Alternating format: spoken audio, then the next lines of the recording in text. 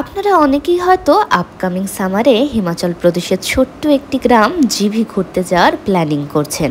সেই কারণে আমার কাছে জানতে চেয়েছেন আমি জিভি ঘুরতে গিয়ে ঠিক কোথায় ছিলাম। আমি যে প্রপার্টিটাতে ছিলাম সেখানে ছিল এরকমই দুটো সুন্দর কটেজ এবং তার সাথে দুটি ট্রি হাউস। আমার পৌঁছতে পৌঁছতে প্রায় বিকেল হয়ে গেছিল, তাই প্রথম দিন গিয়ে আমি ছিলাম এই সুন্দর কটেজটিতে। কটেজটি খুবই সুন্দর, নিট অ্যান্ড ক্লিন ছিল এবং তার সাথে ছিল অ্যাটাচ ওয়াশরুম। এবং এই সুন্দর বিছানায় সারাদিন শুয়ে আরাম করে আপনি কিন্তু বাইরের এই অপরূপ সুন্দর দৃশ্য সারা দিন ধরে উপভোগ করতে পারবেন, ঠিক যেরকম আমি এই দুটো ছবিতে উপভোগ করছি। আমার হাতে এই যে ব্রেকফাস্ট প্লেটটি আপনি দেখছেন, এটি ছিল কমপ্লিমেন্টারি ব্রেকফাস্ট, যেখানে ছিল আলুর পরোটা, চা বা কফি, আচার এবং তার সাথে স্যান্ডউইচ। আপনি নিজস্ব গাড়ি নিয়ে গেলে এখানে গাড়ি রাখারও সুবন্দোবস্ত ছিল, ঠিক যেরকম এই সাদা রঙের গাড়িটি দাঁড়িয়ে আছে।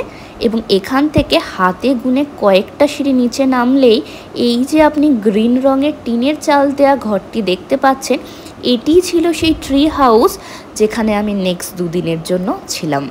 ট্রি হাউসের সামনে দুটো বেতের চেয়ারও রাখা ছিল, যেখানে বসে আপনি হাতে গরম চায়ের কাপ নিয়ে বাইরের সুন্দর প্রাকৃতিক দৃশ্য উপভোগ করতে পারেন। রাতের বেলা ট্রি হাউসের রূপটি ছিল ঠিক এরকম। কি সুন্দর, কি মায়াবী লাগছে না? চলুন ভিতরটা দেখি। ভিতরটাও ছিল ঠিক এতটাই সুন্দর।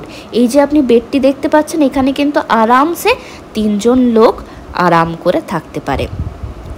ট্রি হাউস যেহেতু ভেতরে গাছ তো থাকবেই। আমি গেছিলাম জুন মাস নাগাদ, কিন্তু বিশ্বাস করুন জুন মাসে যে হিমাচল প্রদেশে এতটা গরম থাকবে আমি কল্পনাও করতে পারিনি। সোয়েটার পরা তো দূরের কথা, একটা সেকেন্ড ঘরের ভেতর ফ্যান ছাড়া থাকা যাচ্ছিল না।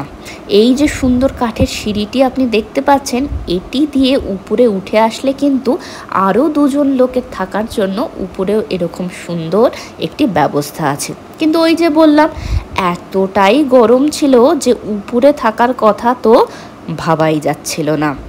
বাইরে থেকে এই ট্রি হাউসটি দেখতে ছিল এতটাই সুন্দর।